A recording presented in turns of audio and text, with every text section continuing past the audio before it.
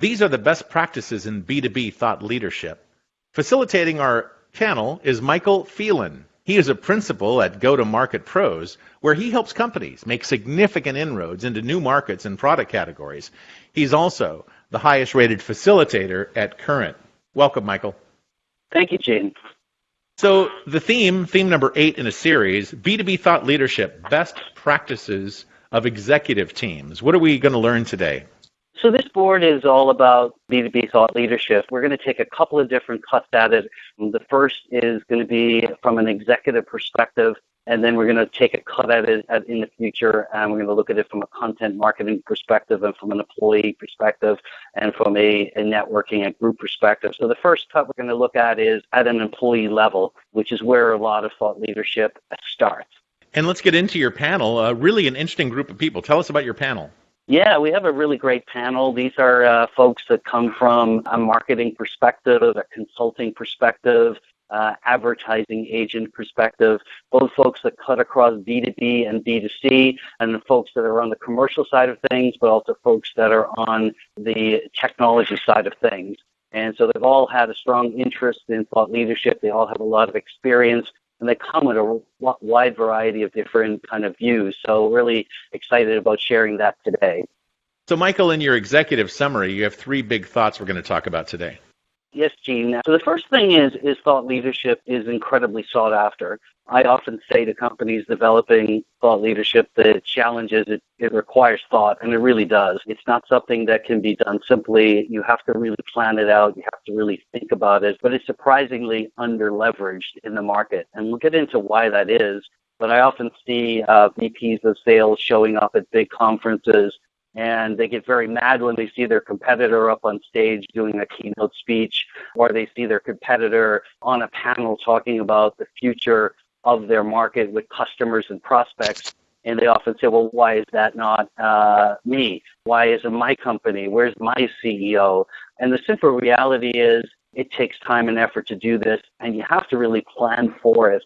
And you have to think through it. And you have to really think about, who on my executive team has thought leadership, has ideas. You have to nurture those ideas. In some cases, you'll look to your entire employee base as well. A fascinating example happened recently where all of Macy's fashion store personnel and all of their folks that help people pick out outfits are setting up their own websites and allowing customers to buy online. Here's the outfit I like best. Here's the best of the fall fashion. And you can look at your favorite store employee, maybe your personal designer, and you were really bringing those to life. So that's another form of thought leadership that's really bringing employees to the front.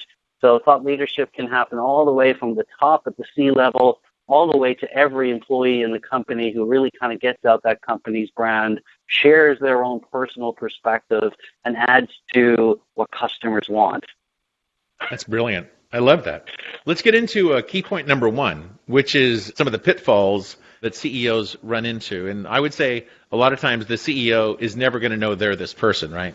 True. In this point, we'll talk about the downside of thought leadership, and in the next point, we're going to talk about the upside. But one of the things that can be challenging on thought leadership is CEOs that have very strong egos and that just are very spontaneous. They don't really think through things.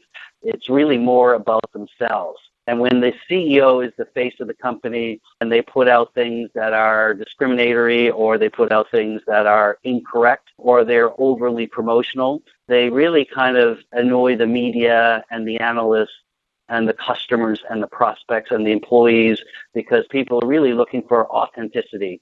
So you can look at the example of Elon Musk, the saga that he got into on the rescue in the mine of recommending a submarine that wasn't practical and then insulting the divers afterwards and got himself into a lot of problems and a lot of challenges.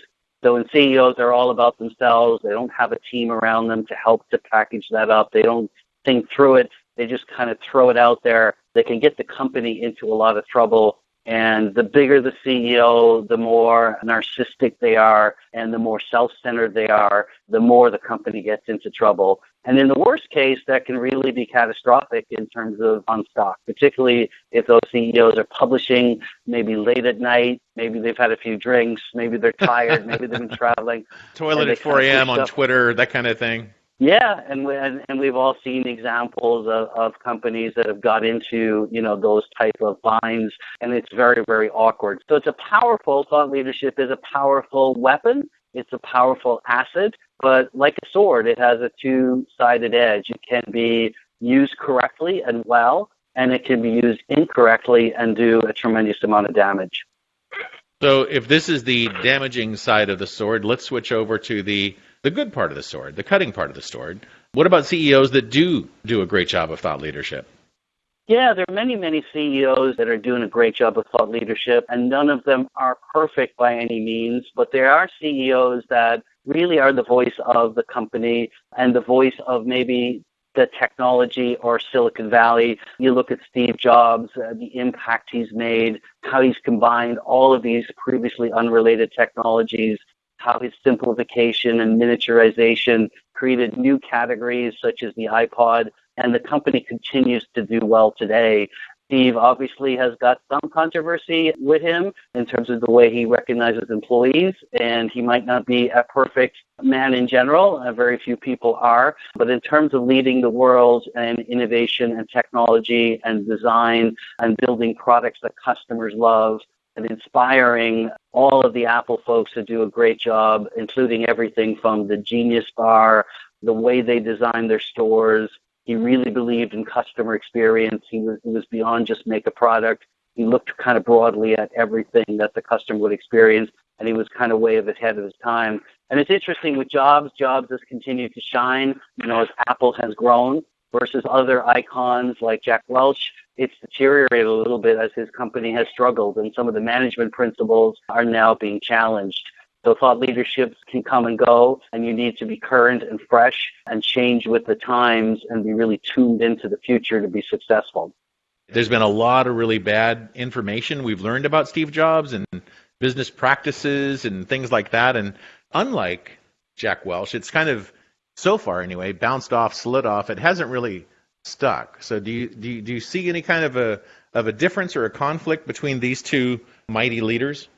Yeah, so I think part of it is does your brand continue to grow? And in the case of Apple and their stock, it did. And in the case of GE, it didn't. So people look forward and say, after you left the company or passed away, does your legacy kind of continue? And does it stay fresh and relevant? The other thing is a lot of Jack Welch was around management style, and a lot of Steve Jobs was around development and products and customer experience. And I think that developing great products and great customer experience continues to be highly relevant today, and he's iconic the way people look to him for that. I think in terms of Jack Welch, the way companies are structured and operated, especially big conglomerates, they've been beaten by fast-moving, nimble, agile Silicon Valley or kind of international companies that are operating very differently. The Googles and the Ubers do not operate like GE. So the innovative companies of the future are a lot more like an Apple and a lot less like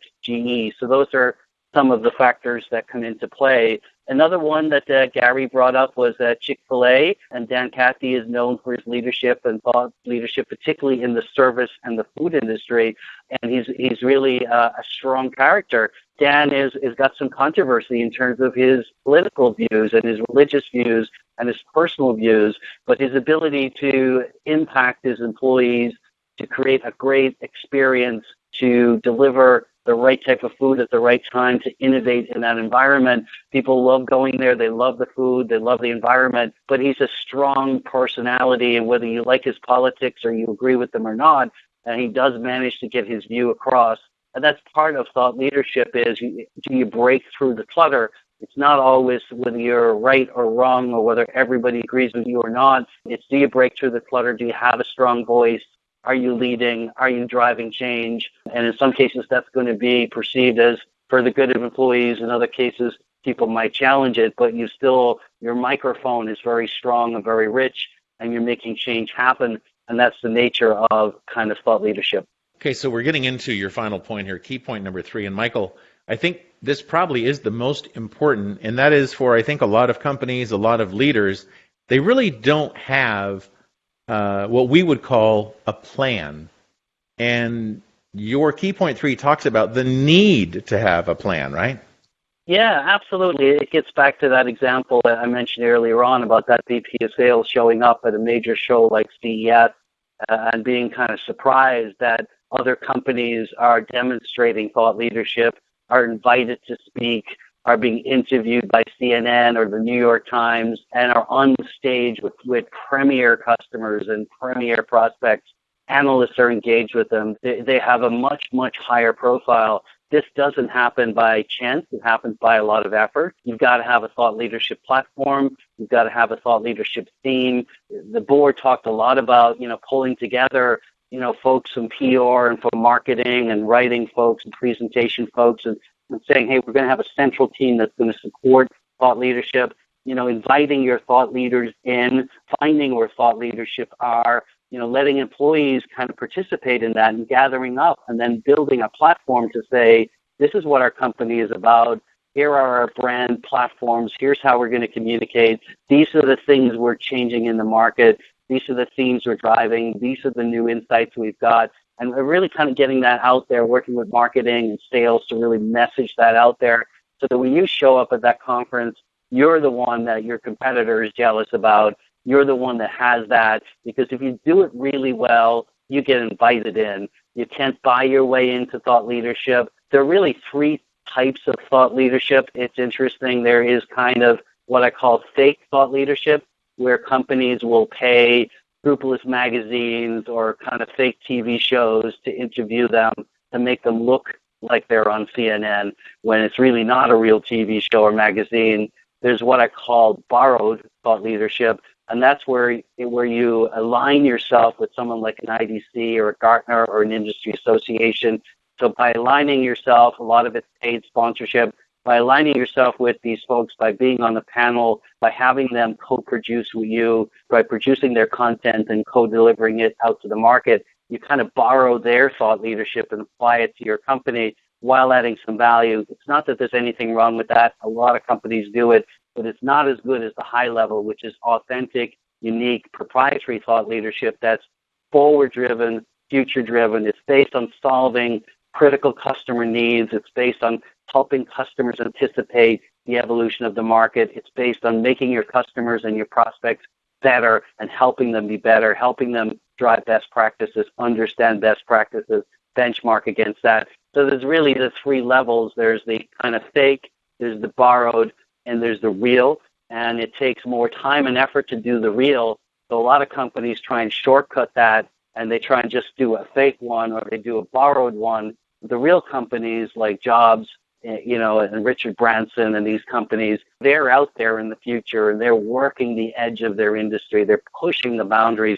They're testing new products. They're doing research, and it feels right, and they have a team around them to support that. So it really takes an all-in effort for a company to be good at that, and that's why so few are successful is because they don't really put the planning into it.